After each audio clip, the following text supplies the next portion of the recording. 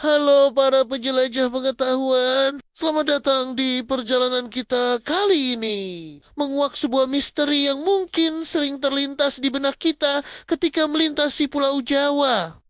Sebuah pulau yang kaya akan cerita, budaya, dan tentu saja kontras yang begitu mencolok. Jika kita melihat ke pesisir utara, mata kita akan dimanjakan dengan deretan kota metropolitan besar, Jakarta, Semarang, Surabaya, gemerlap pelabuhan, sibuk, jalur perdagangan padat, dan infrastruktur maju menjadi tulang punggung ekonomi Indonesia. Namun, coba kita arahkan pandangan ke pesisir selatan. Pemandangannya langsung berubah drastis. Yang kita lihat adalah kota-kota kecil yang tenang, bentangan perkebunan hijau, dan pantai-pantai liar yang menawan, namun relatif sepi dari hiruk-pikuk industri. Pertanyaan besar pun muncul.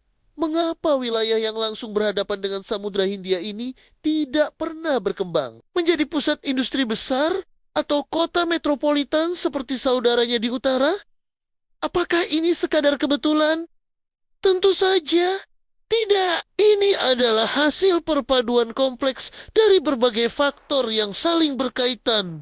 Mari kita bongkar satu persatu. Faktor pertama yang paling fundamental adalah kondisi geografis dan topografi. Pesisir utara Jawa diberkahi dengan dataran rendah yang relatif landai. Ideal untuk pembangunan jalan, rel kereta api, dan permukiman padat. Perairan Laut Jawa di utara cenderung tenang karena terlindung dari ombak samudra lepas, menjadikannya jalur pelayaran yang aman dan lokasi sempurna untuk pelabuhan besar. Sebaliknya, pesisir selatan Jawa memiliki topografi yang jauh lebih menantang. Perbukitan terjal, pegunungan kapur, dan garis pantai yang curam membuat pembangunan infrastruktur besar menjadi sangat mahal dan kompleks secara teknis. Lalu, ada karakteristik Laut Samudra Hindia yang sangat berbeda. Kedalaman laut meningkat secara tajam,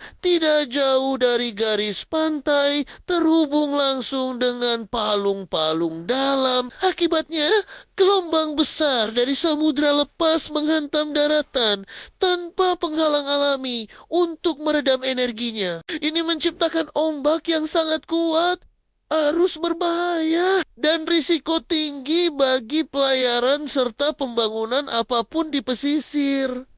Masalahnya tidak berhenti di situ. Sebuah kota besar hampir selalu membutuhkan pelabuhan sebagai urat nadinya untuk mendistribusikan barang dan terhubung dengan dunia luar. Di utara, daratannya menjorok ke dalam, menciptakan telek-telek tenang yang secara alami sangat cocok untuk bersandarnya kapal. Namun di selatan, garis pantainya cenderung lurus dan berhadapan langsung dengan ombak Samudra Hindia yang rata-rata memiliki ketinggian 2 hingga 5 meter. Bayangkan, kapal-kapal dagang raksasa akan sangat kesulitan untuk bersandar dengan aman tanpa risiko hancur dihantam ombak besar. Satu-satunya pengecualian adalah Cilacap yang beruntung memiliki perlindungan alami dari Pulau Nusa Kambangan yang berfungsi sebagai tameng ombak. Selain faktor fisik dan geografis,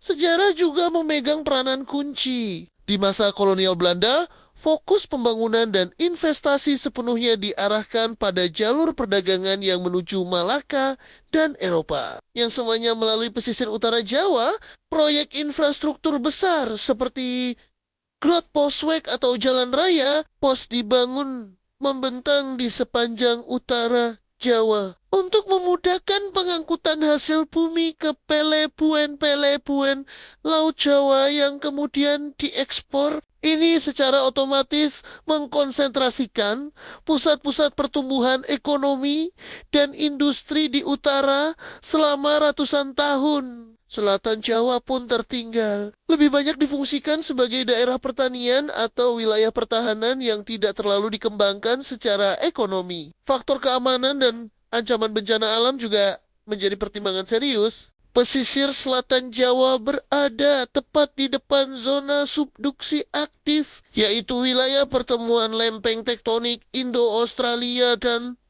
Eurasia. Zona ini memiliki risiko yang sangat tinggi terhadap terjadinya gempa bumi, megadros, gempa besar yang berpotensi memicu tsunami. Catatan sejarah menunjukkan buktinya. Seperti peristiwa tsunami di Banyuwangi pada tahun 1994 dan di Pangandaran pada tahun ke-2006. Membangun pusat pemerintahan atau kota metropolitan dengan kepadatan penduduk tinggi di zona risiko merah seperti ini dianggap sebagai langkah yang sangat berbahaya bagi keselamatan publik. Potensi kerugian jiwa, kerusakan infrastruktur, dan dampak ekonomi post-Kemenkona akan sangat besar. Terakhir, mari kita lihat dari sisi geologi dan ketersediaan air bersih. Struktur tanah di selatan Jawa yang didominasi oleh batuan karst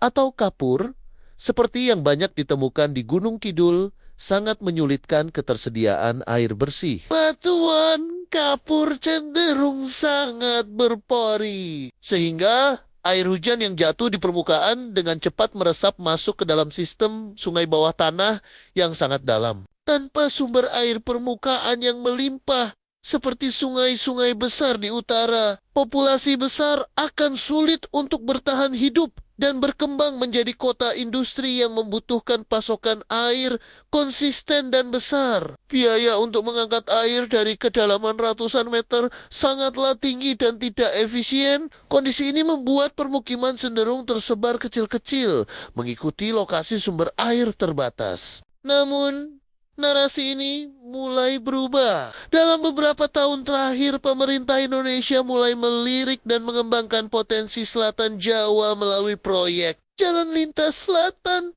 atau Jalur Pansela. Proyek ini adalah inisiatif besar untuk memecah ketimpangan ekonomi antara utara dan selatan. Meskipun tidak dirancang untuk membangun kota metropolitan sekelas Jakarta, Jalur Pansela bertujuan untuk menghidupkan sektor pariwisata dan logistik skala menengah di selatan, memanfaatkan teknologi teknik sipil modern untuk menembus perbukitan terjal dan medan sulit. Pada akhirnya, tidak adanya kota-kota besar di selatan Jawa bukanlah sebuah kegagalan pembangunan, melainkan dapat diinterpretasikan sebagai cara alam menjaga keseimbangannya. Pesisir selatan tetap berfungsi sebagai paru-paru dan benteng hijau bagi Jawa tanpa adanya polusi industri berskala besar. Wilayah selatan memiliki ekosistem yang jauh lebih terjaga dan alami. Pantai-pantai selatan tetap menjadi tujuan wisata favorit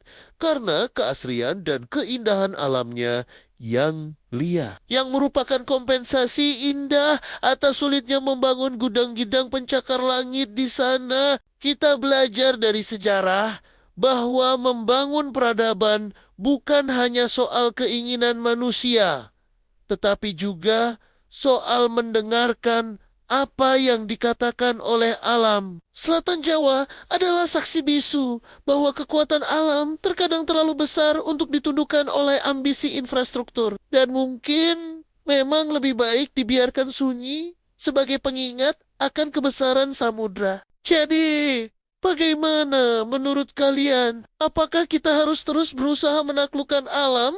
Atau justru belajar untuk hidup berdampingan dengannya? Bagikan pendapat kalian di kolom komentar di bawah. Jangan lupa like, share, dan subscribe untuk konten menarik lainnya. Sampai jumpa di video selanjutnya.